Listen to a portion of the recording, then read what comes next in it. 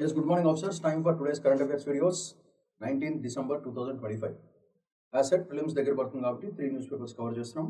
Indian Hindu, Indian Express and Mint. మూడిట్లోంచి 10 major topics cover చేస్తున్నాము.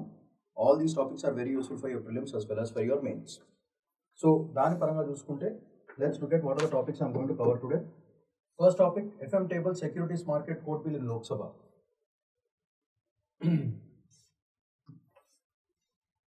So, next, temporary relief, second important topic. Third, 202 Indians hide for Russian armed forces.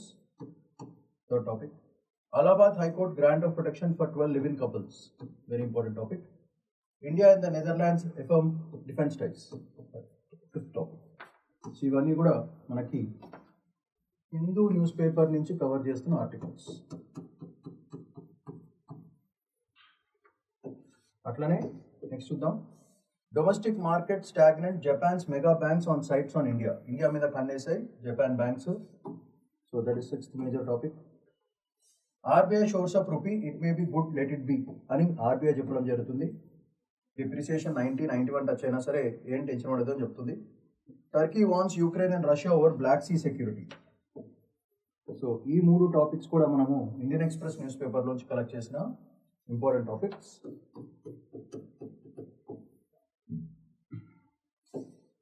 And finally, Mint. Australia PM Albanese announces gun buyback scheme, especially Bondi Beach shooting అయిన తర్వాత. And anti-India slogans raised and protest in Bangladesh. 10th topic. ఈ రెండు కూడా మనము mint news paper నుంచి collect చేసిన articles. So మొత్తం 10 major topics from 3 different news papers. Concentrate చేయండి. So మీకు తెలుసు already we are going to launch a foundation course for 2027. Already under the great guidance of Sriram sir, 3,500 plus selections UPSC లో select అవ్వడం జరిగింది. అసలు ఈ foundation కోర్స్లో ఏమి ఇస్తాం? Foundation course 2027. So general studies comprehensive test model ఇది. Foundation phase ఉంటుంది where NCERT will be concentrated. Advanced ఫేజ్లో 10 months of intensive learning will be provided. Prelims బూస్టర్లో కంప్లీట్గా ప్రిలిమ్స్ ప్రోగ్రామ్, ప్రిలిమ్స్ సిలబస్ ప్రకారంగా test and all that will be conducted. Mains బూస్టర్లో answer writing, grasp important concepts, UPSC mains exam orientation.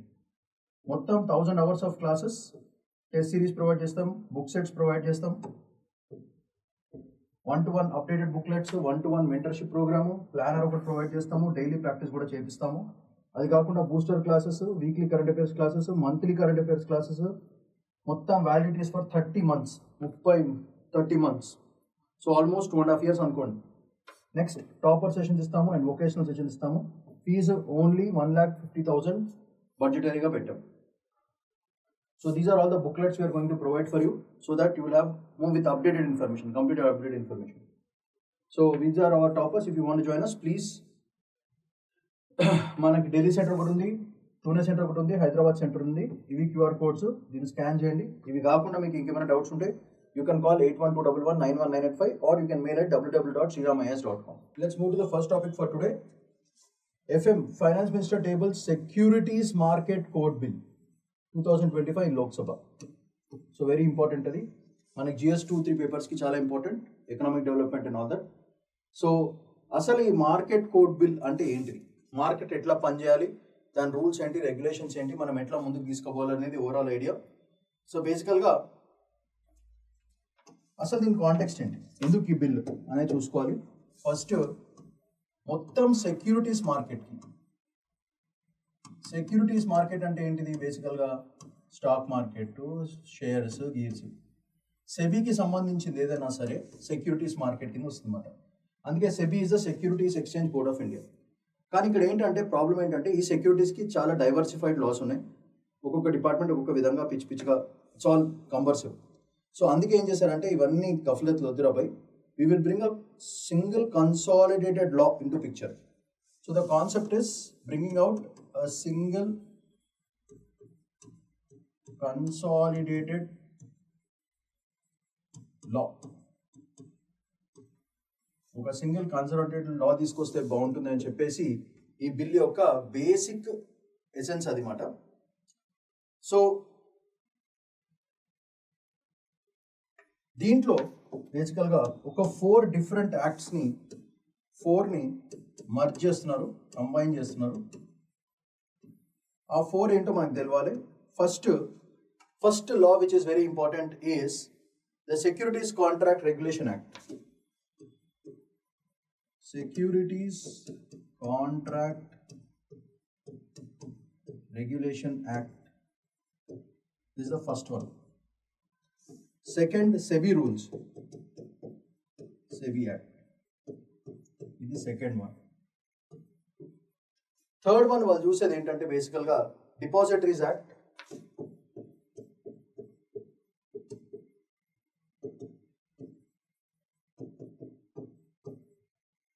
And finally ఇంకొకటి which they are planning, which they are trying to do is ఏమన్నా relevant financial acts ఏమైనా ఉంటే ఇవన్నిటిని merge చేద్దామని చెప్పి. So ఈ 4ని merge చేసి ఒక యూనిఫామ్ మార్కెట్ లా తీసుకొద్దామని ఓవరాల్ ఐడియా. సో ఒక స్టూడెంట్కి ఫస్ట్ ఈ లాస్ మిక్స్ చేస్తున్నారని బేసిక్గా తెలియాలి. దానివల్ల ఏమవుతుంది, ఇట్ విల్ బీ సింప్లిఫైడ్. దీనివల్ల అడ్వాంటేజ్ ఏంటిది? Advantage because of all these things the structure becomes very very simple. Second,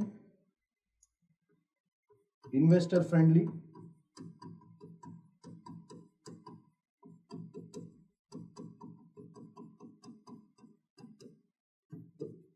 And simple అయిపోతుంది, investor friendly, easy to understand అయిపోతుంది.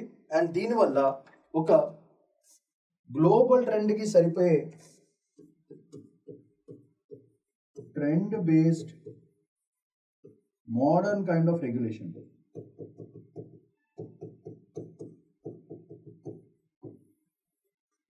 So investor friendly and very simple. So ఈ combinations అన్ని తీసుకురావడానికి ఈ loss ని merge చేయడం జరుగుతుంది. దానివల్ల మోర్ ఇన్వెస్ట్మెంట్స్, మోర్ పార్టీస్ అన్ని అసలు తీసుకురావడానికి ఏంటిది బేసికల్గా రీజన్ ఏంటంటే ఇక్కడున్న ఈ లాస్, సెక్యూరిటీ మార్కెట్ లాస్ అన్నీ కూడా ఫ్రాగ్మెంటెడ్గా ఉన్నాయి. ఫ్రాగ్మెంటెడ్ అంటే చిన్న చిన్న పీసులుగా ఎవరు కంట్రోల్ చేస్తున్నారు, ఎవరు రెగ్యులేట్ చేస్తున్నారో తెలియట్లేదు. సో ఫ్రాగ్మెంటెడ్ అండ్ కాంప్లికేటెడ్గా ఉండే టు అండర్స్టాండ్. సో ఇన్వెస్టర్స్ కాన్ఫిడెన్స్కి భయంకరంగా దెబ్బతీసింది. దానివల్ల మనకు రావాల్సిన మార్కెట్ రావట్లేదు. సో అందుకే ఏం చేశారంటే దీంట్లో ఇవన్నీ చేశారు. So that is the essence of this whole article. అయితే దీంట్లో మనం చూసుకోవాల్సింది ఏంటంటే ఏం చేంజెస్ తీసుకొచ్చారు. సెబీని బేసికల్గా 5 మెంబర్ బాడీ టు 15 మెంబర్స్ చేశారు. 5 member body to 15 member body చేయడం జరిగింది. First change, big change they brought. So దాంట్లో బేసికల్గా ఒక చైర్పర్సన్ ఉంటాడు, ప్లస్ ఒక ఎక్స్ అఫీషియో మెంబర్ కూడా ఉంటారు, ప్లస్ ఇద్దరు 2 major players who are there is 2 central government nominees private చేస్తారు, ప్లస్ అదర్స్. సో సెబీలో వీళ్ళందరూ ఉండడం స్టార్ట్ అవుతుంది. That is the biggest change they brought in SEBI. So దీంట్లో ఏంటంటే కంపల్సరీ మ్యాండేటరీ రిపోర్టింగ్, అంటే దీన్నే డిస్క్లోజర్ అంటారు. సో ఇది బేసికల్గా వాళ్ళు తీసుకొచ్చిన బిగ్ చేంజెస్.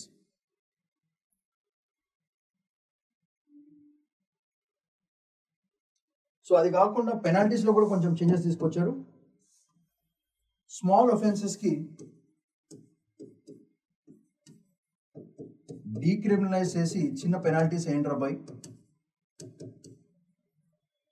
స్మాల్ ఒఫెన్సెస్కి, స్మాల్ వేరియేషన్స్కి, దానికి కంప్లైంట్గా ఉండడానికి.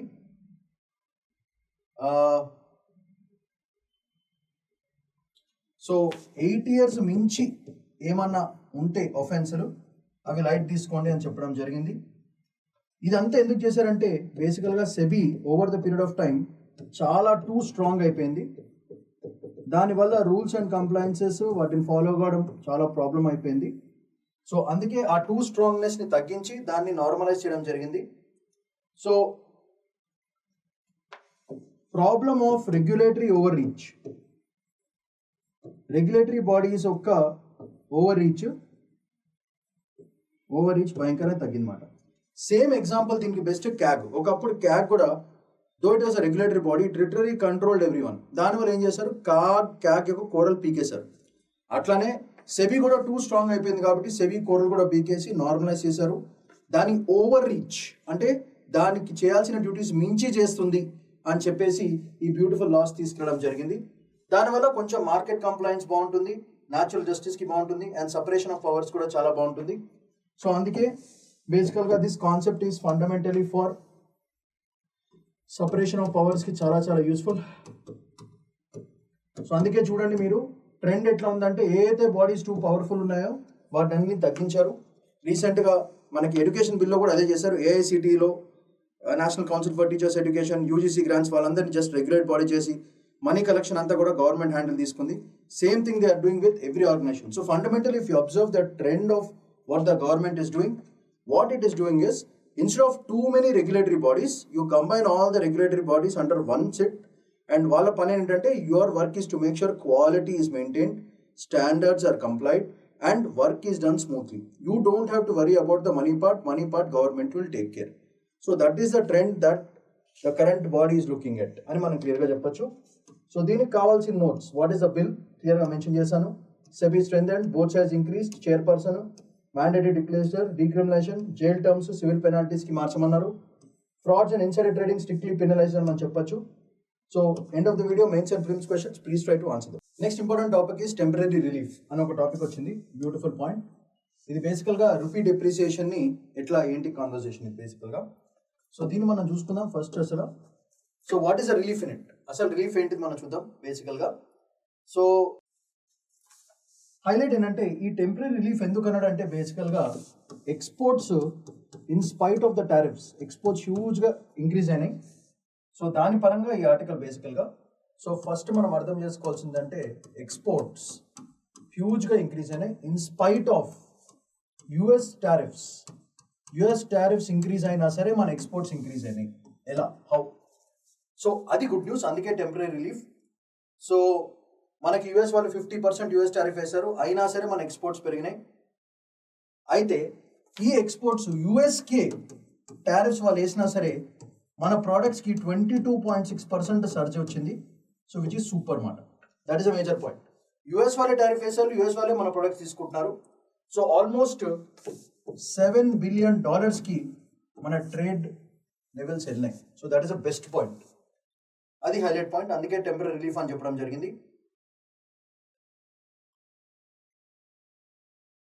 సో ఇది ఎందుకు, వై ఇస్ దిస్ హ్యాపెనింగ్ అంటే సింపుల్గా ఏం చేశారంటే దీంట్లో ఉన్న లాజిక్ ఏంటంటే ఎవరైతే ప్రోడక్ట్స్ ఎక్స్పోర్ట్ చేస్తున్నారో వాళ్ళు ఏం చేస్తున్నారంటే ఆ టారిఫ్ ఎక్స్ట్రా కాస్ట్ ఏది ఉందో అది వాళ్ళు తీసుకుని ఆ బటన్ వాళ్ళ మీద వేసుకుని కన్జ్యూమర్స్ని ఎక్కడ ఇబ్బంది పెట్టట్లేదు.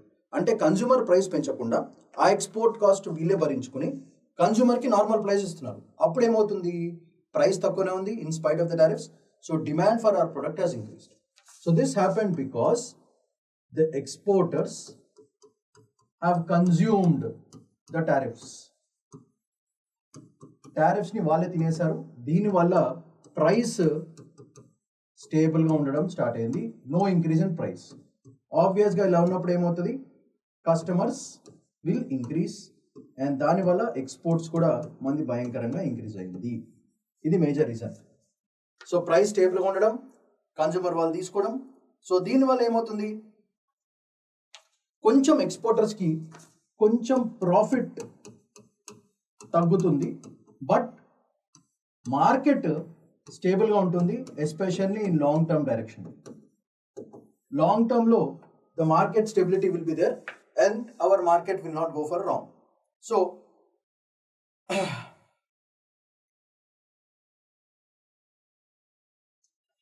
దీంతో పాటు మనకి ఈ టైంలో వచ్చిన మంచి, వినడానికి బాగాలేకపోయినా సరే మనకు పనికొచ్చింది ఏంటంటే డెప్రిసియేషన్ ఆఫ్ రూపీ వల్ల ఏమైపోయింది, కొంచెం ఎక్స్పోర్ట్స్ ఏవైతే ఉన్నాయో కొంచెం డెప్రిసియేషన్ ఆఫ్ రూపీ వల్ల మనకు వచ్చిన గ్రేటెస్ట్ ఖతర్నాక్ అడ్వాంటేజ్ ఏంటంటే డెప్రిసియేషన్ ఆఫ్ రూపీ ఉంది సార్. డెప్రిసియేషన్ ఆఫ్ రూపీ, ఈ డెప్రిసియేషన్ ఆఫ్ ఎక్స్పోర్ట్స్ని కొంచెం చీప్ చేసాయి. ఎందుకు, అక్కడ డాలర్ వాల్యూ పెరిగింది కాబట్టి డాలర్ అంటే రూపీ వాల్యూ పడిపోయింది, డాలర్ వాల్యూ పెరిగింది కాబట్టి అదే డాలర్స్ ఎక్కువ ప్రొడక్ట్స్ కొనుక్కుంటారు వాళ్ళు. సో ఎక్స్పోర్ట్స్ ఏమైపోయినాయి, కొంచెం చీప్ అయిపోయినాయి. దానివల్ల more consumers have coming to picture అని మనం చెప్పొచ్చు అన్నమాట. సో దీనివల్ల అడ్వాంటేజ్ ఏమైందంటే సప్లై చైన్, ఏవైతే సప్లై చైన్ ఉందో that supply chain has become stable and it is rerouting, అంటే వేరే రూట్స్ కూడా మనకి చూసుకుంటున్నాము. This is the advantage we have taken. అంటే ఒక దారుణమైన పరిస్థితిని కూడా మన అడ్వాంటేజ్కి మనము లాగేసుకున్నాము. దానివల్ల ఏమైతుంది, business man happy, public happy, more పైసలు. యూఎస్ వాళ్ళకి ఏం చేయాలో అర్థం కాదు. టారిఫ్ వేస్తే ఎక్స్పోర్ట్స్ కట్టేది అనుకుంటే చీపర్. మన ఎక్స్పోర్టర్ స్మార్ట్గా ఏం చేశారు, అరే మీరు టారిఫ్ ఎంత వేసుకుంటే ఆ టారిఫ్ ఏం తీసుకుంటాం, కస్టమర్స్ మాత్రం ఇబ్బంది పెట్టాం అనే డైరెక్షన్లో ఆలోచించడం వల్ల వచ్చిన ఓవరాల్ రిలీఫ్ మాట ఇది. సో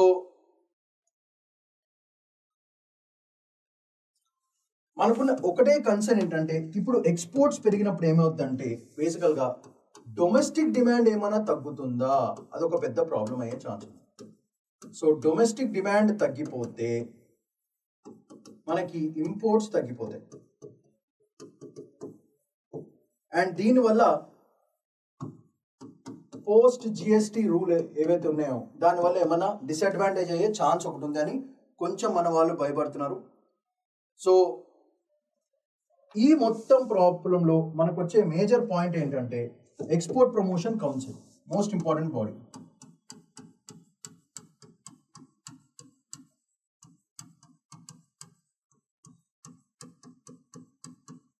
ఎక్స్పోర్ట్ ప్రమోషన్ కౌన్సిల్ అదైతే ఉందో అది కొంచెము ఎక్స్పోర్టర్స్ని తగ్గించడానికి ట్రై చేసింది. సో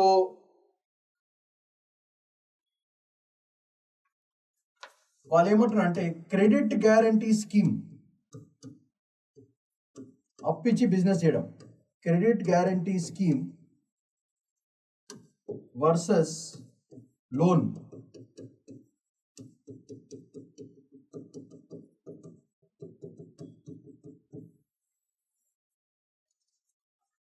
ఈ రెండింటి మధ్యన చిన్న ఘర్షణ జరుగుతుంది. సో దీనివల్ల ఏమవుతుందంటే కొంచెం ఎక్స్పోర్ట్ ప్రమోషన్ కౌన్సిల్ వాళ్ళు ఈ ఐటమ్స్ మీద కొంచెం కాన్సన్ట్రేట్ చేస్తున్నారు. సో అంతకుమించి ఏం లేదు. బేసికల్గా లాజిక్ అర్థమైంది కదా. ఎక్స్పోర్టర్స్ ఏమో టారిఫ్ కన్స్యూమ్ చేశారు, more export, stable market, rerouting of supply chain networks. ఒక దారుణమైన పరిస్థితిని కూడా మన వైపు లాక్కుని మనకి అడ్వాంటేజ్గా చేసుకున్నాము. That is the best part. So దీనికి కావాల్సిన న్యూస్, ట్రేడ్ డైనమిక్స్ ఎట్లా అవుతుంది అనేది క్లియర్గా మెన్షన్ చేశాను. అవి నేర్చుకుంటే as a UPSC student that is more than sufficient. End of the video mains and prelims questions, please try to answer them. Next 202 Russians hide for Russian armed forces. ఇది ఒక important news. So బేసికల్గా మీకు తెలిసింది already ఒక case, 2-3 కేసులు అయినాయి where Indians were arrested in Ukraine వార్లో. బేసికల్గా మీరు చూసుకుంటే రష్యా నుంచి ఇండియన్స్ చాలామంది ఫేక్ పాస్పోర్ట్స్ లేకపోతే వీసా అప్లికేషన్స్ లేకపోతే స్టూడెంట్స్ కింద వెళ్ళి లేదా అక్కడ క్లీనింగ్ వర్క్ చేద్దామని చెప్పేసి అక్కడికి వెళ్ళిపోయి ఒక ప్యాల్టరీ వర్క్ చేయడం మొదలెట్టారు. దాంట్లో ఏమైందంటే కొంతమందిని వార్కి పంపిస్తున్నారు. ఆ వార్లో చాలా మంది చనిపోయారు. Almost 27 deaths, 7 missing. అది పరిస్థితి.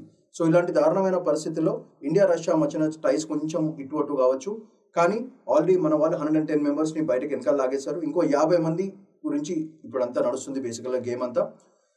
సో ఇది చూసుకుంటే ఇట్ ఈస్ ఆల్మోస్ట్ లైక్ ఒక illegal kind of thing which is going on. So human trafficking is involved, drug smuggling involve ఉంటుంది, ఆర్మ్స్ స్మగ్లింగ్ ఇన్వాల్వ్ ఉంటుంది, forceful participation of foreigners in there war.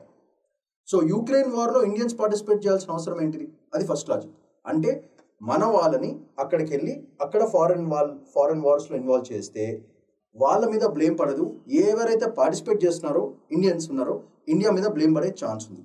దానివల్ల మన image ఖరాబ్ అయ్యే chance ఉంది. So అందుకే ఇవన్నీ ఉండకూడదని చెప్పేసి వాళ్ళిద్దరు మాట్లాడుకోవడం జరుగుతుంది. సో దీనికి కావాల్సిన notes is very important, nothing more than that. 202 Indians recruited in Russian armed forces, 26 deaths, 7 missing as per the ministry of external affairs report. బేసికల్గా వీళ్ళు అసలు రష్యాకి ఎట్లా వెళ్తున్నారు? ఫేక్ ఏజెంట్స్ ద్వారా వెళ్తారు, using false promises of jobs. Indians దేన్ని travel చేస్తారు? Student or tourist visas మీద వెళ్తారు.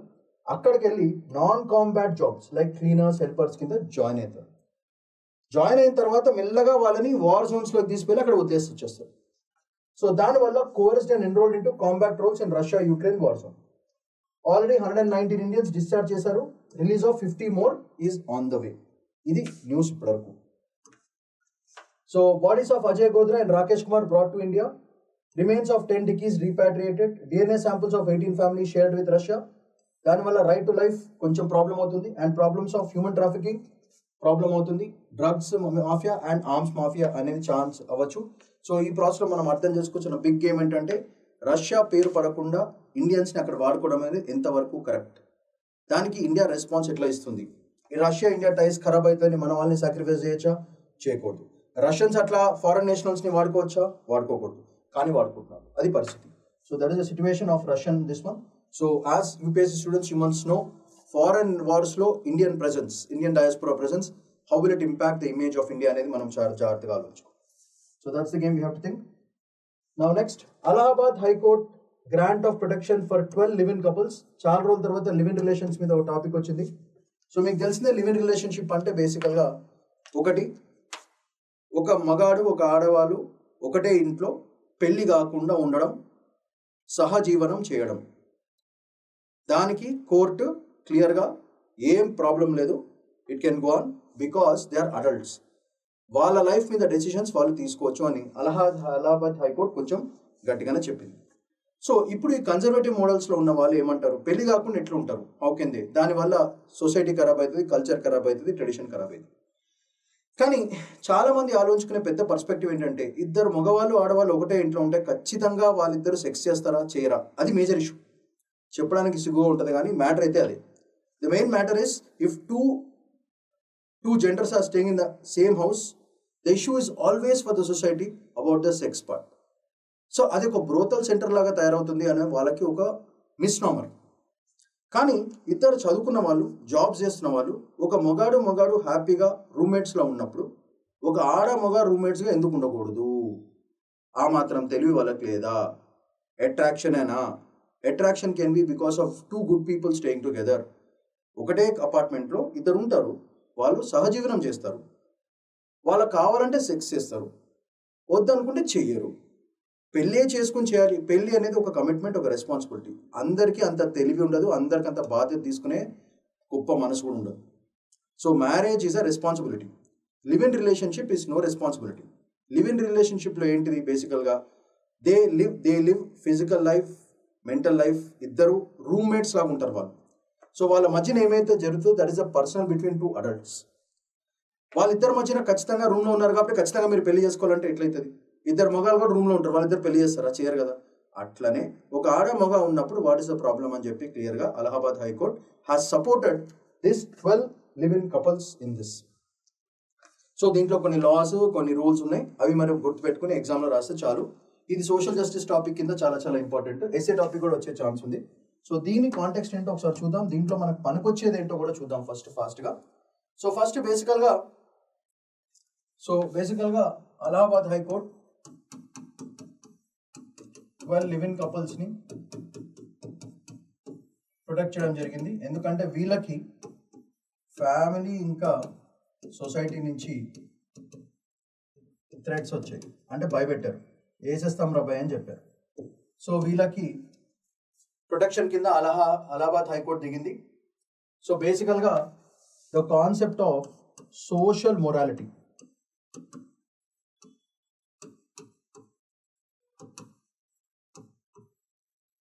మొత్తం గేమ్ అంతా ఈ సోషల్ మొరాలిటీ, సొసైటీ చేసింది కరెక్టా, వీళ్ళు చేసింది కరెక్టా అనేది చెప్పారు.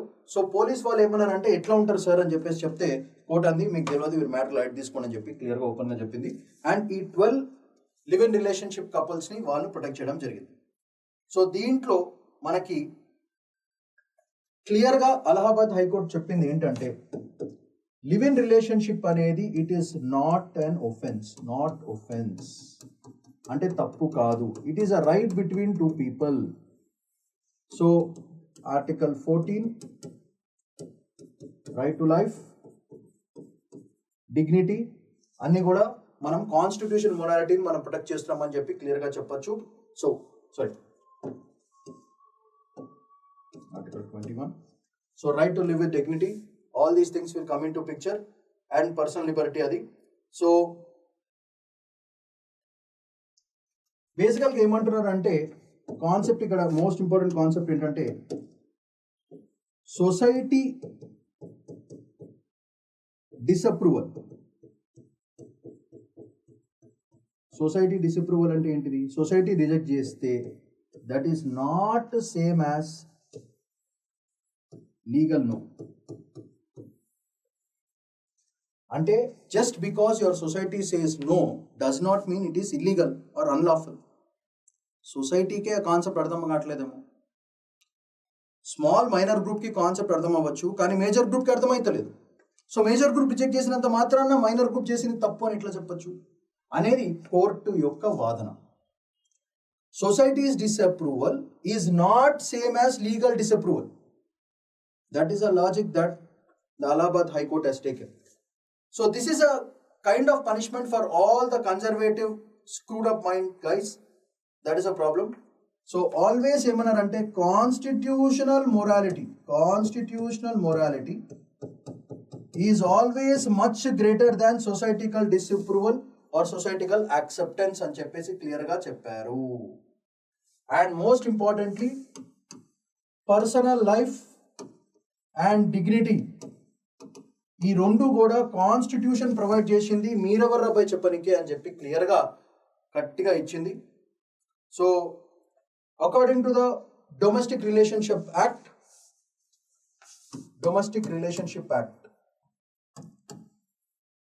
ఈ కాన్స్టిట్యూషన్ మొరాలిటీ ఏదో ఉందో దాన్ని కాపాడడం జరిగింది. సో కాన్స్టిట్యూషన్ మెన్షన్ చేసింది కాబట్టి మీరు ఎవరు కథపడద్దని క్లియర్గా చెప్పింది. So that is a point. దీనివల్ల ఏమవుతుందంటే జుడిషియరీ మీద నమ్మకం పెరుగుతుంది. So the judiciary value increases because it is protecting the fundamental rights of the citizens which are enhanced and mentioned in the constitution, and that is the clear picture of this. So ఇది మనం గుర్తుపెట్టుకోవాలి. So దీనికి కావాల్సిన notes, core issue ఏంటిది, court reform, live in relationships are not illegal in India. So fundamental rights do not depend on marital status. Personal autonomy and choice are recognized as a part of dignity, right to dignity. So Justice Vivek Kumar Singh, living together without marriage is not an offense. Social disapproval cannot override fundamental rights. Right to life is paramount above social morality. Protection of women from Domestic Violence Act covers domestic relationships, not limited to wife. ఏ ఆడవాళ్ళైనా కావచ్చు, ఏ మగవాళ్ళైనా కావచ్చు, దానివల్ల వాళ్ళ protection, residence, maintenance అనేది ఇవ్వాలి. So Section 114 Indian Evidence Act, Section 119 Bharatiya Saksha Adhyan, long cohabitation, presumption of marriage, దానివల్ల protection of women and children from exploitation జరుగుతుంది. ఇవి మనకి మెయిన్స్కి useful. All these are very useful for mains and prelims. రెండింటికి మనకి superly very important అని మనం చెప్పచ్చు. అది మేజర్ ఫ్యాక్ట్. సో అది about that article. Next, India and Netherlands reaffirm defence ties. So Netherlands already ఒక వీడియో చేశాను, ఒకసారి చెక్ చేయండి. Old video done on channel. So దాన్ని ఒకసారి చూడండి ఒకసారి, then we can do the remaining things. So దీంట్లో core development, defence minister Rajnath Singh met Netherlands foreign minister David van Weel in New Delhi. So దీంట్లో క్యూట్ బాయ్స్ ఇద్దరు కలిసి ఏం చేశారంటే ఎక్స్పాండ్ బైలేటరల్ డిఫెన్స్ పార్ట్నర్షిప్ని ఎక్స్పాండ్ చేయాలనుకుంటున్నారు. Defence cooperation position as a key pillar for India Netherland relationships. ఇప్పుడు కాన్సెప్ట్ ఏంటంటే ఇద్దరు కలిసి డెవలప్మెంట్ చేద్దాం అనుకుని, ఇద్దరు కలిసి ప్రొడ్యూస్ చేద్దామని చెప్పేసి డిఫెన్స్ ఎక్విప్మెంట్ని క్లియర్గా చెప్పడం జరుగుతుంది. So this is the major point for mains. Angle is all about co development and co production. దీని మన ఆత్మ nirbhar Bharat and make in ఇండియాకి మనకి చాలా మంచిది. దీనివల్ల కొత్త టెక్నాలజీస్ మన చేతిలోకి వస్తుంది. Niche as well as emerging defence technologies మనకి ఏమున్నాయో తెలుస్తాయి. దాన్ని ప్రొడ్యూస్ చేసే కేపబిలిటీస్ కూడా మనం పెంచుకుంటాము. దానివల్ల మనం net exporters of defence technology కూడా కావచ్చు ఫ్యూచర్లో అనేది ఓవరాల్ ఐడియా. సో దీంట్లో చూసుకుంటే share the commitment to free, open and rules based Indo Pacific relationships. Netherlands మనకి ఎందుకు important? Because key European stakeholder in Indo Pacific సెక్యూరిటీకి Netherlands is very very very primarily very important for us అని మనం చెప్పొచ్చు. Netherlands అనేది చాలా చాలా important అయిపోతుంది. సో అది మనకు బేసిక్ ఐడియా. సో మన మల్టీపోలార్ ఏషియాకి నెదర్లాండ్స్ పిక్చర్ సపోర్ట్. సో అందుకే that is very very important. So ఇద్దరు కలిసి రూల్స్ బేస్డ్ గ్లోబల్ ఆర్డర్ తీసుకురావాలి, జాయింట్ ఎక్సర్సైజెస్ చేసుకోవాలి, ట్రైనింగ్ ఎక్స్చేంజెస్ చేసుకోవాలి, ఇన్స్టిట్యూషనల్ డిఫెన్స్ డైలాగ్ చేసుకోవాలి, ఇంటర్ఆపరబిలిటీ అండ్ ట్రస్ట్ బిల్డింగ్ చేసుకోవాలని చెప్పేసి ఇండియా నెదర్లాండ్స్ మధ్యన ఒక మంచి డిఫెన్స్ టైఅప్ స్టార్ట్ అవుతుంది. Because this is the key European stakeholder in EU region. So అది బేసికల్గా game. So end of the video mains and prelims questions ఉన్నాయి, చూసి ఆన్సర్ చేసి మాకు పంపించండి. Next important article for today is about Japan's mega banks concentrating on India. India మీద mega banks, Japan వాళ్ళ mega bank India మీద ఎందుకు concentrate చేస్తున్నారు? So domestic market is stagnant in Japan, therefore Japan's market is watching Indian markets. That is the highlight. So domestic market slump in Japan, therefore Japan is looking for India. So banks of Japan, pedda banks of Japan, concentration indu, that is a major thing. First reason is, as said, domestic demand in Japan has reduced a lot. So context into ఒకసారి చూద్దాం quick గా. Japan లో ఉన్న mega banks, పెద్ద banks, mega banks అంటే పెద్ద banks, big banks like MUGF ఇలాంటి పెద్ద బ్యాంక్స్, దాని తర్వాత SMBC, తర్వాత మిన్లాండ్, ఇలాంటి బ్యాంక్స్ అన్నీ కూడా ఇండియా మార్కెట్ని టార్గెట్ చేస్తున్నాయి.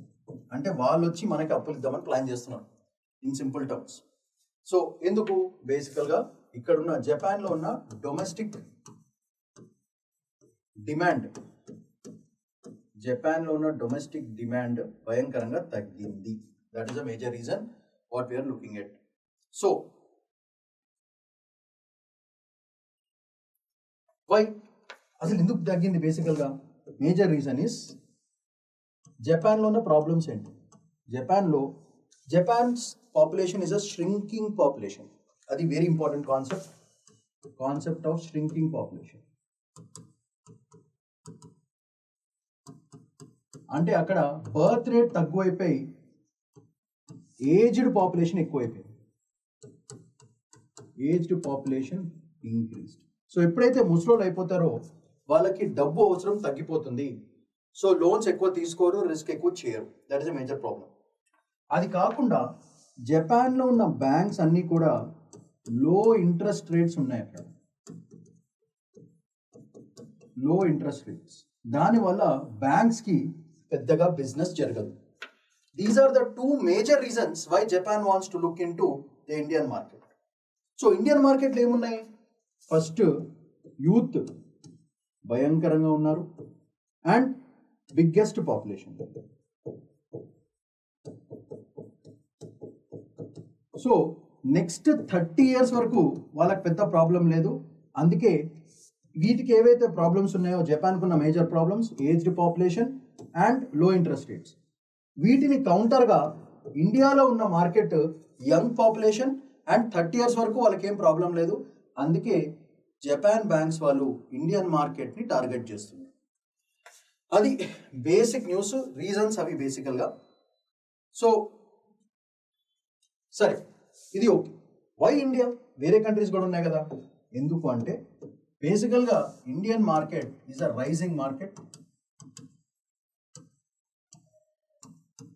ఎకనామిక్ గ్రోత్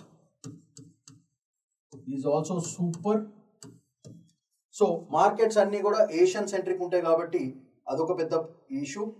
అండ్ దీనివల్ల ఎప్పుడైతే యంగ్ పాపులేషన్ ఉందనుకోండి, యంగ్ పాపులేషన్ ఎక్కువ ఉంటే ఎక్కువ ఎఫర్ట్స్ పెడతారు అండ్ వాళ్ళకి డిమాండ్ ఫర్ మనీ కూడా ఎక్కువ.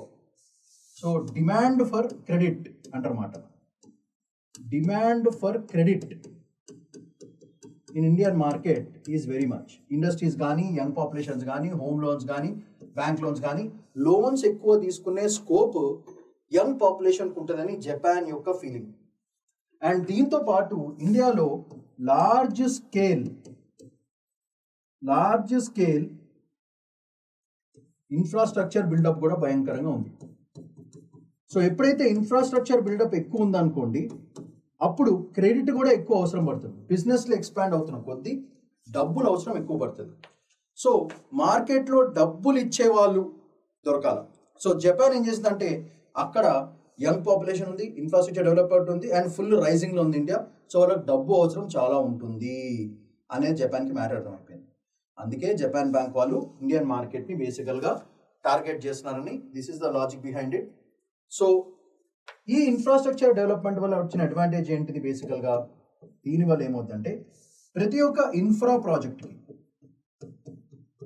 ప్రాజెక్ట్కి దేర్ విల్ రిక్వైర్ ఫైనాన్స్, డబ్బులు కావాలి. So financial demand is very much high for infra projects and దీంతో పాటు వాళ్ళు కార్పొరేట్ లెండింగ్ కూడా చేస్తారు. Private companies will start lending easily for low interest rates, for reasonable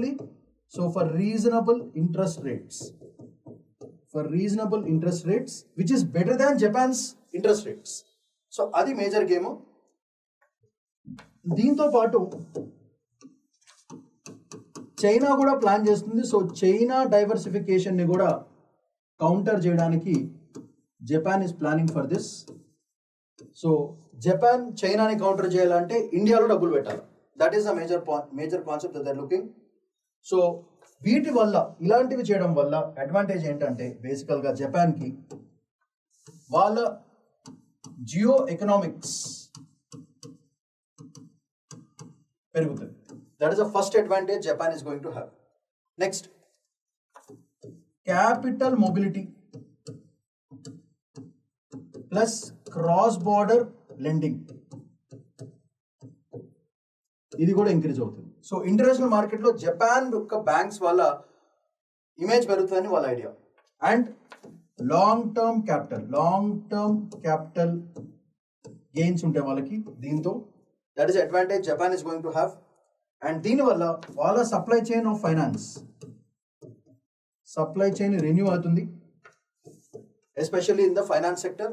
and finally దీనివల్ల Indo Pacific market Japan చేతిలోకి రాకపోవచ్చు, but స్టేబుల్గా ఉంటుందని overall idea. So these are all the advantages for జపాన్కి వచ్చిన అడ్వాంటేజెస్ ఇవి. ఈ బ్యాంక్స్ కనుక ఇండియన్ మార్కెట్ యాక్సెస్ చేస్తే ఇవన్నీ వాళ్ళకి బాగుంటుంది. సో బేసికల్గా వాళ్ళ కాన్సన్ట్రేషన్ అంతా కూడా ఉట్టి స్మాల్ లోన్స్ కాదు, they are planning for infra loans, development projects and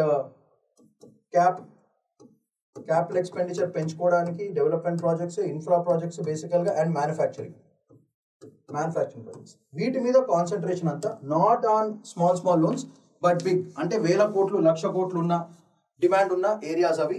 so అది వాళ్ళు బేసికల్గా చూస్తున్నారు అనమాట. సో దీనివల్ల ఏమవుతుంది, జపాన్ ఇండియా రిలేషన్స్ ఎకనామికల్గా టైప్ బాగుంటుంది. Already Japan has invested 1 lakh crores into the metro projects, infra ప్రాజెక్ట్స్తో చేశారు. That too for 0.01% interest rate. అట్లాంటిది ఏ కంట్రీకి ఇవ్వలేదు, కానీ జపాన్ ఇస్తుంది. దానివల్ల ఇండియా జపాన్ స్ట్రెంథెన్ అవుతుంది. And Japan is been a stable partner for a long time. Therefore India Japan relations బాగుంటాయి, because Japan is also trying to move away from the US domination and all that stuff. So అందుకే మంచి time ఇది వేసుకోవడానికి. So why Japan is looking outward?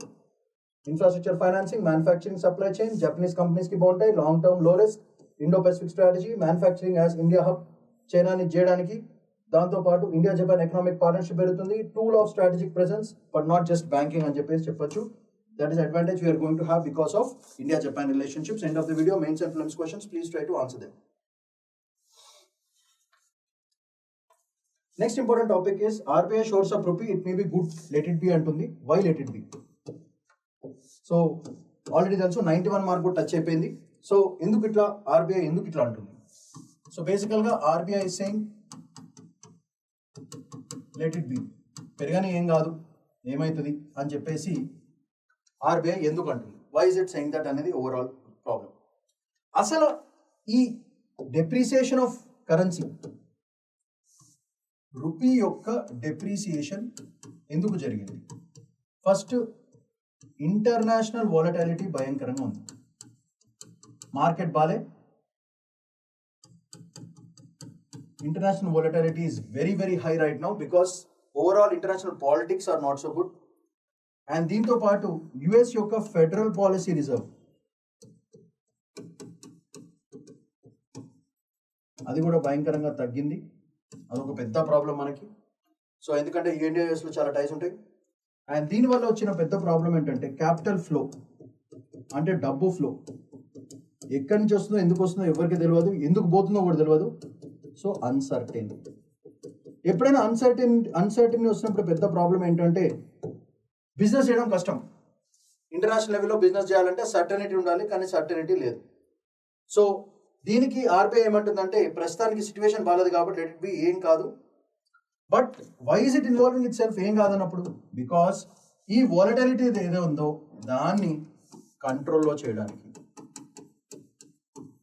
Control the volatility using RBI policy, monetary policy అన్నింటినీ చేసుకోవడానికి. So financial market stability is important. Investor కాన్ఫిడెన్స్ని మళ్ళీ పెంచడానికి, ఈ అన్నిటి రీజన్స్కి RBI is looking for, RBI intervene అవడానికి major reason to bring control in the volatility, financial management stability and investor confidence పెంచడానికి. సో వీటికి వాడే టెక్నిక్ ఏంటిది? బేసికల్గా what is the technique they use? They use the technique of forex రిజర్వ్స్ని manage చేస్తారు.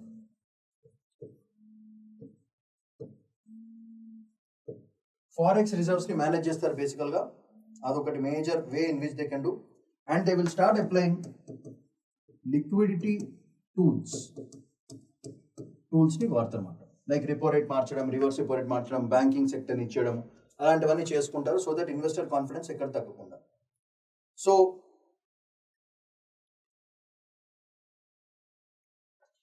బేసికల్గా overall concentration of RBI is market based exchange rates ఏవైతే ఉన్నాయో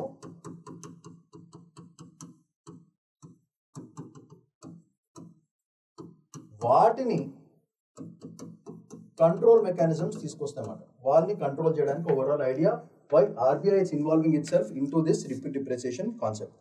సో దీంట్లో మనకి మార్కెట్ డామినేటెడ్ ఎక్స్చేంజెస్ ఉంటాయి, ఫారెక్స్ రిజర్వ్స్ మేనేజ్ చేయడానికి అవసరం వస్తుంది. సో పాలసీస్ చేంజ్ చేసుకోవాల్సి వస్తుంది, బేసిస్ పాయింట్స్ని చేంజ్ చేసుకోవాల్సి వస్తుంది, లోన్స్ ఎక్కడ ఇంట్రెస్ట్ రేట్స్ తగ్గకుండా చూసుకోవాలి. రీసెంట్గానే 1 yearలో 125 బేసిస్ పాయింట్స్ తగ్గించింది. ఇవన్నీ కూడా because of international market volatility అని మనం క్లియర్గా చెప్పొచ్చు. సో దీనికి కావాల్సిన నోట్స్, సెంట్రల్ థీమ్ ఏంటిది? Over managing the rupee may do more harm than good. Market ఎలాంటి ఎక్స్చేంజ్ రేట్ తీసుకురావాలి, volatility caused by US Federal Reserve policy shift, capital flow swings భయంకరంగా ఉన్నాయి, జియో పొలిటికల్ రిస్క్స్ చాలా ఉన్నాయి, import cost especially oil, fertilisers ఇవన్నీ కూడా కొంచెం పెరిగాయి, లిక్విడిటీ ఆపరేషన్స్ పెంచుకోవాలి, ఫారెక్స్ మార్కెట్ ఇంటర్వెన్షన్ చేయాలని చెప్పేసి overall idea.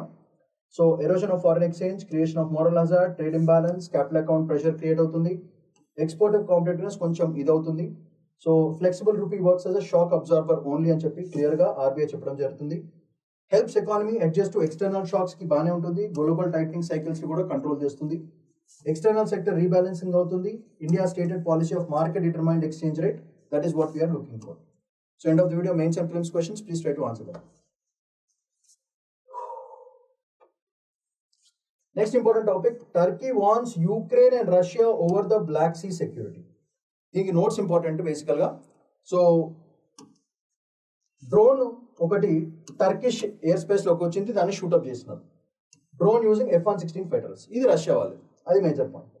So incident occurred amid ఈ రష్యా యూక్రెయిన్ వార్లో మధ్యలో ఎందుకు? రష్యా ప్లాన్ ఏంటంటే బ్లాక్ సీని కూడా వాళ్ళ కంట్రోల్లో తెచ్చుకోవాలని ఒక ప్లాన్ ఉంది వాళ్ళకి. సో ఈ బ్లాక్ సీ సెక్యూరిటీ ఏదైతే ఉందో becoming an increasingly unstable issue between Turkey, Ukraine and Russia. So దానివల్ల ఏమవుతుందంటే యుక్రెయిన్ స్పిల్ ఓవర్, అంటే యుక్రెయిన్ వార్లో వచ్చిన సిచ్యువేషన్స్, బ్యాడ్ సిచ్యువేషన్స్ అన్నీ కూడా స్పిల్ ఓవర్ అయ్యి, అంటే పాలు పొంగిపోయి ఎక్కడికి వెళ్ళిపోతున్నాయి? ఈ యుక్రెయిన్ వార్ అన్నీ కూడా threats to the civilian air traffic and coastal populations of Turkey. అది major reason. So Turkey stress the need to avoid actions to widen the conflict అని చెప్పేసి వార్నింగ్ ఇవ్వడం జరిగింది. అది మేజర్ ఇష్యూ. బ్లాక్ సీ ఎందుకు? Why this is very important? It is for energy transport, grain exports and commercial షిప్పింగ్కి చాలా చాలా important Black Sea. And Turkey యొక్క ఎకనామిక్ సెక్యూరిటీ కూడా దీని మీద, టర్కీ యొక్క national security, economic stability and maritime సేఫ్టీకి Black Sea plays a big role. So Black Sea disturb అయితే నేషనల్ సెక్యూరిటీ ఫసాక్, ఎకనామిక్ స్టెబిలిటీ ఫసాక్, మెరిటైమ్ సేఫ్టీ పోయే. అందుకే టర్కీ భయపడుతుంది. Any instability directly affects NATO southern flank అని చెప్పి క్లియర్గా చెప్పడం జరుగుతుంది. సో దీనివల్ల రష్యా యొక్క ఎనర్జీ డిప్లొమాటిక్ యాంగిల్ కూడా దెబ్బతినే ఛాన్స్ ఉంది టర్కీ రిటాలియేట్ అయితే. ప్రాబ్లం ఏంటంటే వేరే అదర్ ఇస్లామిక్ కంట్రీస్ కూడా దానికి గ్యాంగ్ అప్ అయి రష్యాకి అగేన్స్ట్గా అయ్యే ఛాన్స్ ఉంది. సో యూక్రెయిన్ డిఫెన్స్ కోఆపరేషన్ మంచిది, positions itself as a regional stabiliser and gatekeeper of Black Sea access. So ఇది యూక్రెయిన్ యొక్క ఫంక్షన్. సో యూక్రెయిన్ డిస్టర్బ్ అవుతుంది కాబట్టి ఇండైరెక్ట్ గా బ్లాక్ సీ ఎఫెక్ట్ అవుతుంది. బ్లాక్ సీ ఎఫెక్ట్ అయితే Turkey యొక్క national security, economic stability maritime పోతుంది and NATO యొక్క రోల్ భయంకరంగా తగ్గిపోతుందని చెప్పేసి టర్కీ యొక్క బాధ. సో ఇది that is the dynamics between Turkey, Russia and Ukraine. End of the వీడియోలో మెయిన్స్ అండ్ ప్రిలిమ్స్ క్వశ్చన్ ఉంది, ఆన్సర్ చేసి పంపించాను. Right, next topic.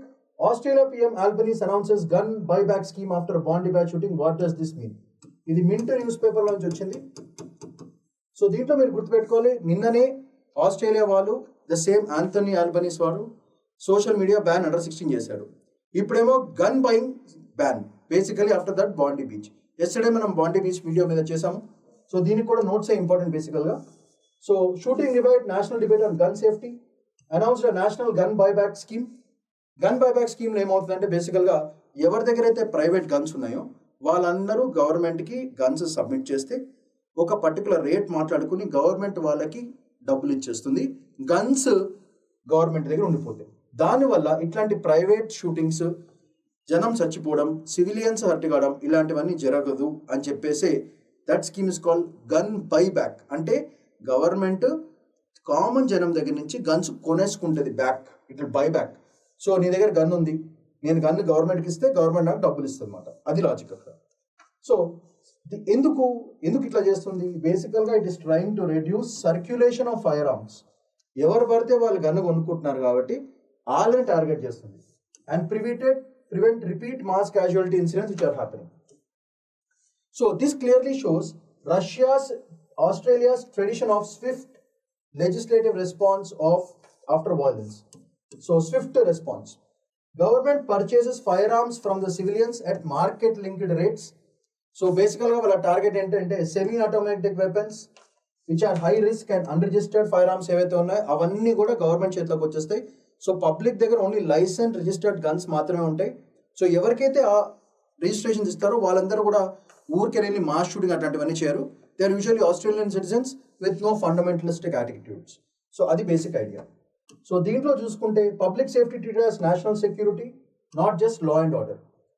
బేసికల్గా ఈ మధ్యన ట్రెండ్ ఏంటిది? Lone wolf attacks. అంటే ఎవరికి సంబంధం లేడు, వాడు ఏదో మీడియా, సోషల్ మీడియా ఇవన్నీ చూసి వాడికి పిచ్చి లేచి ఏదో రోజు గన్ తీసుకుని చెప్ప కాల్ చేస్తున్నాడు.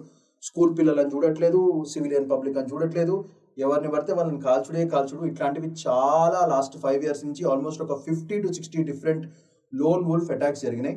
సో వీటిని ప్రొటెక్ట్ చేయడానికి, ఈ లోన్ వూల్ఫ్ అటాక్ రిస్క్ని తగ్గించడానికి, కాపీ క్యాట్ వాయిలెన్స్ని తగ్గించడానికి, స్టేట్ మొనోపోలీ ఓవర్ లెజిటిమేట్ వాయిలెన్స్ని పెంచుకోవడానికి. దీనివల్ల social contract, freedom of balanced with collective security create అవుతుంది. ఆస్ట్రేలియాస్ 1996 పోర్ట్ అథారిటీ రిఫార్మ్స్ని మళ్ళీ చేంజ్ చేస్తచ్చు. Zero tolerance for gun violence policy continue అవుతుంది. Gun ownership culture, trust in institutions పెరుగుతాయి and rising global trend of weapon normalisation భయంకరంగా తగ్గిపోతుందని చెప్పేసి Australia ఈ సీరియస్ డెసిషన్ తీసుకోవడం జరుగుతుంది. The concept of gun buyback scheme to protect civilians and to reduce purchasing of private firearms. That is what we have to understand. So, this major matter. End of the video, mains and prelims questions. Please try to answer them. Next. Anti-India slogans raised protests erupt in Bangladesh after Sharif Osman bin Haldi's death. Media officials. So, the Mancho guy, basically, he's a social activist. బాగా anti-India slogans raise చేశారు. నిన్న వాడిని వేసేసారు. వాడిని వేసేస్తే అక్కడున్న public మన మీద రియాక్ట్ అవుతున్నారు. యాంటీ-ఇండియా స్లోగన్స్ భయంకరంగా పెంచేసినాయి. దానివల్ల మన నేబర్హుడ్ తగ్గుతుంది. అండ్ బంగ్లాదేశ్ దారుణంగా ఏమంటుందంటే, మీ 7 sisters చేసి మేము టార్గెట్ చేస్తాం ప్రభాయ్ అని చెప్పి చాలా దారుణమైన స్టేట్మెంట్ ఇవ్వడం జరుగుతుంది. సో వీళ్ళకి బాగా ఎక్కువైంది గోవర్ధన అన్న ఫీలింగ్ తెప్పిస్తున్నారు వాళ్ళు. సో ఇట్లాంటి ఫీలింగ్ తెప్పించినప్పుడల్లా ఇండియా వేరే లెవెల్లో రిటాలియేట్ అవుతుంది. అది కాకుండా షేక్ హసీనా ఇష్యూ కూడా ఒకటి ఉంది. మనం ఆమెకు షెల్టర్ ఇచ్చినాము, వాళ్ళేమో లొల్లి పెడుతున్నారు. బ్రింగ్ బ్యాక్ షేక్ హసీనా వేసేస్తామని వాళ్ళు ఫిక్స్ అవుతున్నారు. సో కరెంట్గా అక్కడ ఉన్న గవర్నమెంట్ మనకు పెద్ద ఫేవరబుల్గా లేదు. దాంతోపాటు ఆ current government Islamic states as well as middle east states as well as చైనాతో బాగా లింకప్ అవుతున్నారు. అదొక పెద్ద మనకి డేంజర్ అయ్యే ఛాన్స్ ఉంది. సో ఫస్ట్ నేబర్హుడ్ మనల్ని పీస్ఫుల్గా పెట్టుకోవాలి, అంటే నేబర్హుడ్స్ మన కంట్రోల్లో ఉండాలి. అలా కంట్రోల్ లేకపోతే మన internal security and external security problem అయ్యే ఛాన్స్ ఉంటుంది. ఇది ఒక యూపీఎస్సీ స్టూడెంట్ కింద మీరు ఫస్ట్ తెలుసుకోవాలి. ఓకే, సో దీనికి అసలు ఏంటిది, వాట్ ఇస్ ద సిచ్యువేషన్ అనేది మనం క్లియర్గా ఒకసారి కాన్సెప్చువల్ పరంగా చూద్దాము.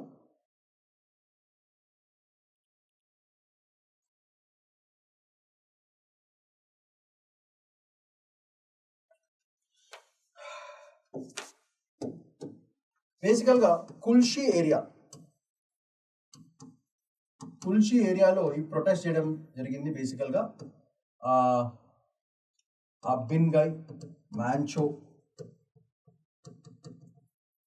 సో దీనివల్ల యాంటీ ఇండియా స్లోగన్స్,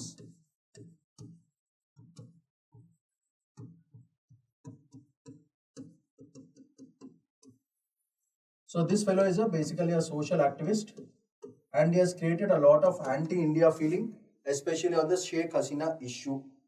మీకు తెలిసిన వాడి పేరు షరీఫ్ ఓమన్ బిన్ హదీ వాడి పేరు. సో బేసికల్గా target was Indian high commissioners, ఎవరైతే బంగ్లాదేశ్లో పోస్ట్ చేస్తున్నారో వాళ్ళని టార్గెట్ చేయడానికి ప్లాన్ చేశారు. అక్కడికి వెళ్ళి రచ్చ చెప్పారు, పోలీసు వాళ్ళు వచ్చి ఆపారు. బేసికల్గా అది సిచ్యువేషన్. సో బేసికల్గా this is a form of organized crime మాట, అంటే వాళ్ళు తయారు చేసుకుని ఆర్గనైజ్డ్ మొబిలైజేషన్ అని మనం క్లియర్గా కనపడుతుంది anti India. So organised mobilisation was done on his death. ఎవరు చంపారో తెలీదు, అది basic problem. It is also leading to the concept of political polarisation, pro India anti India, pro polarisation. ఇది చైనా వాళ్ళు కూడా రెచ్చగొట్టిపించవచ్చు, అది కూడా ఒక యాంగిల్ ఉంది. సో ఇండియా యాంటీ ఇండియా, ఈ రెండింటి మధ్యన బేసికల్గా పొలిటికల్ పార్టీస్ వీటి మీద చూసుకుంటున్నారు, అదొక ప్రాబ్లం.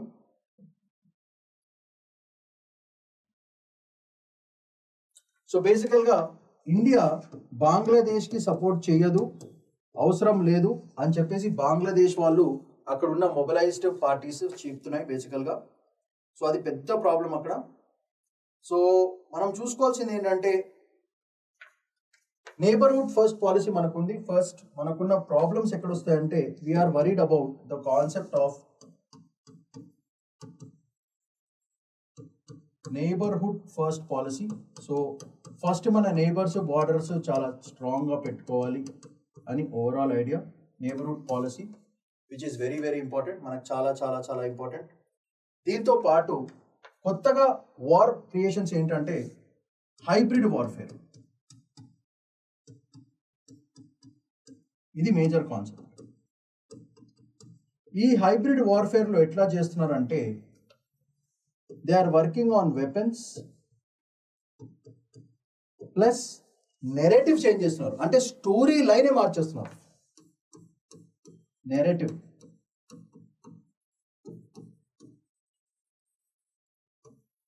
ఈ రెండు వాడుతున్నారు బేసికల్గా. ఆ వార్ఫేర్నే హైబ్రిడ్ వార్ఫేర్ అని మనం చెప్పచ్చు. దీంతో పాటు వెపన్స్ బేసికల్గా ఫిజికల్ వెపన్స్ కంటే ప్రొటెస్ట్ అనేది ఒక వెపన్ లాగా తయారు చేసుకుంటున్నారు నెరేటివ్ చేంజ్ చేయడానికి. అది సో పబ్లిక్ ఇష్టం లేకపోతే గవర్నమెంట్స్ వచ్చినట్టు వినాల్సి వస్తుంది, అది ప్రాబ్లం. దీంతో పాటు వాళ్ళు కొత్తగా తీస్తున్న మెకానిజమ్స్ ఏంటంటే information, wrong information weapon. So దీనికి వాళ్ళు ఏం వాడుతున్నారు, సోషల్ మీడియాని వాడుతున్నారు. దానివల్ల ఏమవుతుందంటే ఇంటర్నేషనల్ మార్కెట్లో న్యూస్లో ఇండియాని విలన్ చేస్తున్నారు. బేసికల్గా బంగ్లాదేశ్లో ఉన్న సోషల్ మీడియా ఇండియాని త్రూ సోషల్ మీడియా ప్రాబ్లం అవుతుంది. దీనివల్ల ఇండియాకు వచ్చే నష్టాలు ఏంటిది, మన ఈస్టర్న్ ఫ్లాంక్ ఏదైతే ఉందో ఈస్టర్న్ ఫ్లాంక్ లాస్ లో పడిపోయే ఛాన్స్ అనమాట, అది problem. Eastern flank will slowly get into loss. And వీళ్ళెవ్వరు కూడా దీనివల్ల మనకున్న soft power and diplomatic dimensions ఏవైతే ఉన్నాయో అవన్నీ బిస్కెట్ అవుతాయి. ఇండియా చేసే soft power techniques and diplomatic techniques are not working anymore.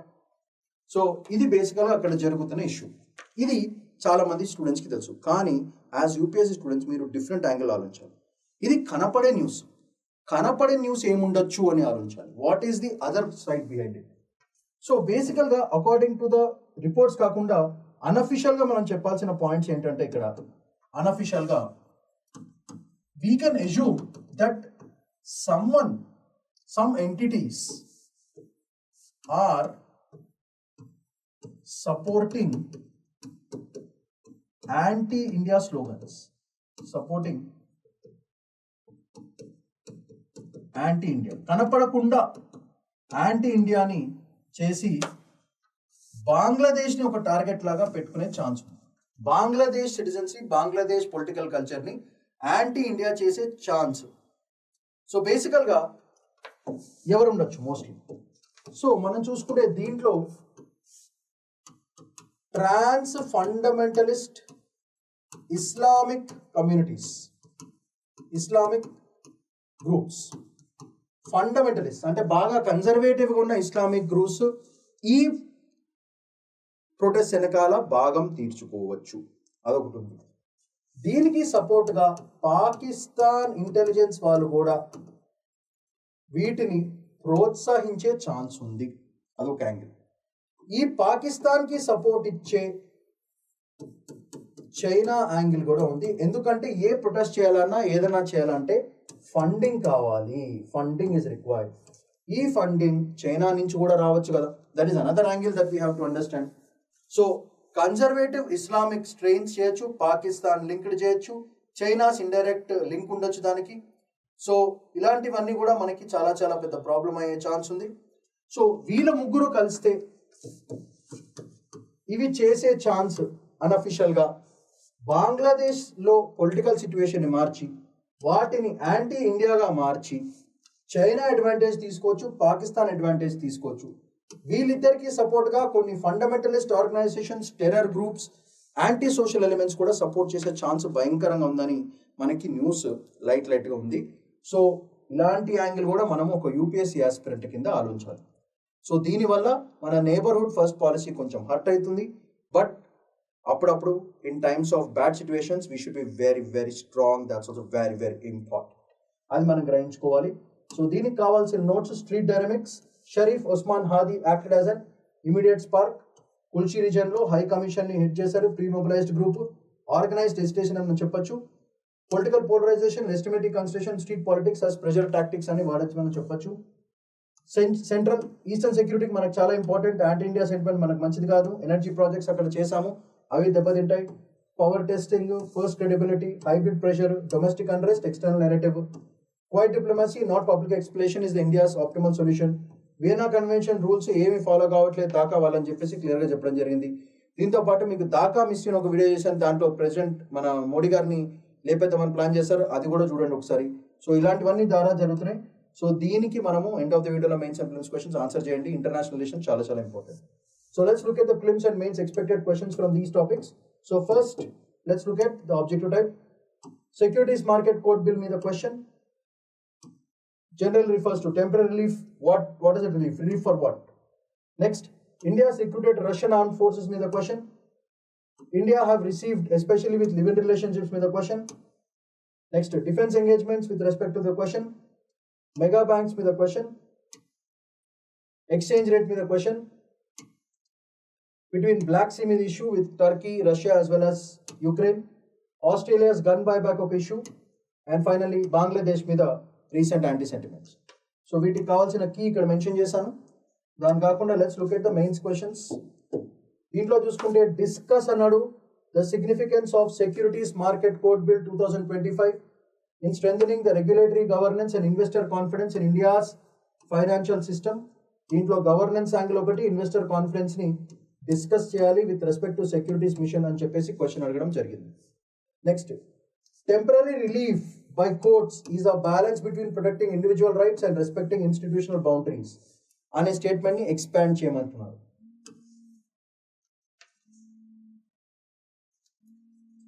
Next, incidents of Indians being recruited in foreign armed forces, దాన్ని డిస్కస్ చేయమన్నారు, ఎస్పెషల్లీ విత్ ఎంప్లాయ్మెంట్ అండ్ అని చెప్పి వాళ్ళని వార్ జోన్స్లో పంపిస్తున్నారు.